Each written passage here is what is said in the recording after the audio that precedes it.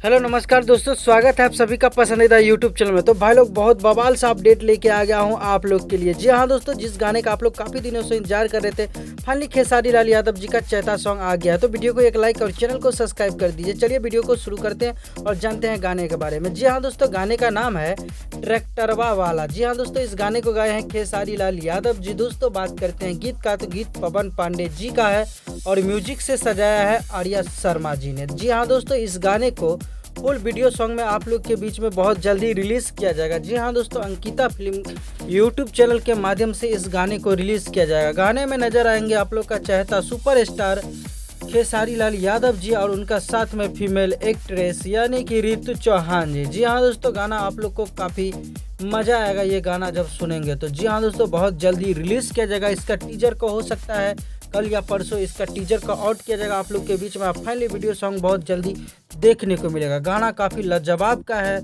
और इसका पोस्टर को सोशल मीडिया के माध्यम से रिलीज़ कर दिया गया। तो भाई लोग तैयार रहिए, क्योंकि खेसारी लाल यादव जी का एक से एक ब्लास्ट लेवल का गाना आप लोग को सुनने को मिलेगा। और सौम्या पोखरेल और खेसारी लाल यादव जी का भी गाना बहुत जल्दी आप लोग को देखने को मिलेगा। तो गाइज आज का वीडियो में बस इतना ही था। मिलते हैं कोई नए अपडेट के साथ में।